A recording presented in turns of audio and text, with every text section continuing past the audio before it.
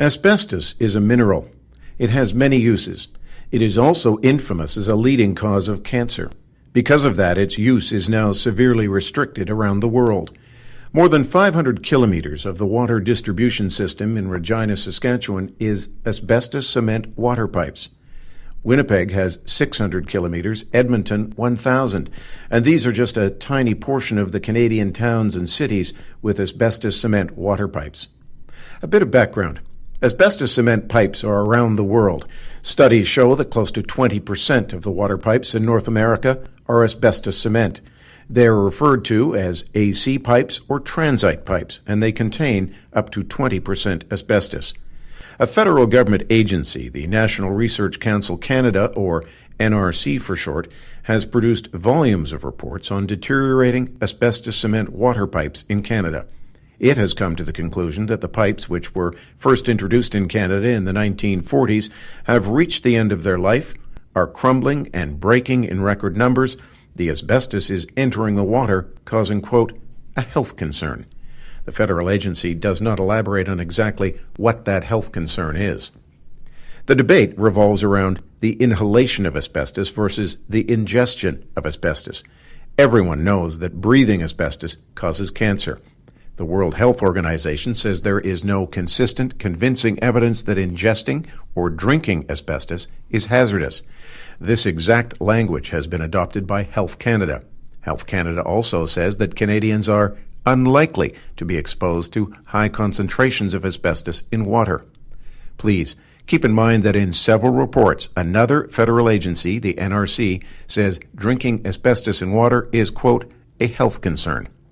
The NRC also raises the alarm over breathing the vapors from showers and humidifiers when asbestos is in the water. As previously mentioned, we are all well aware of the dangers of breathing asbestos. But let's stick to drinking asbestos.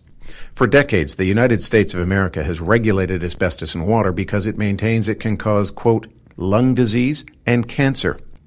That's odd because Health Canada says there is no convincing evidence that asbestos in water is hazardous. Perhaps we hearty Canadians are immune to lung disease and cancer. The U.S. Environmental Protection Agency, or EPA, has set a maximum contaminant level for asbestos in water of 7 million fibers per liter. Beyond that, it takes action to prevent what it refers to as a serious health risk. In a 1977 study, Health Canada found that hundreds of thousands of Canadians were exposed to levels far greater than that. In some instances, Canadians were drinking 10 million fibers of asbestos per liter of water, and in other cases, 100 million fibers per liter. Remember that Health Canada says that Canadians are unlikely to be exposed to high concentrations of asbestos. Well, folks, those are high concentrations, very high, and that was more than 40 years ago.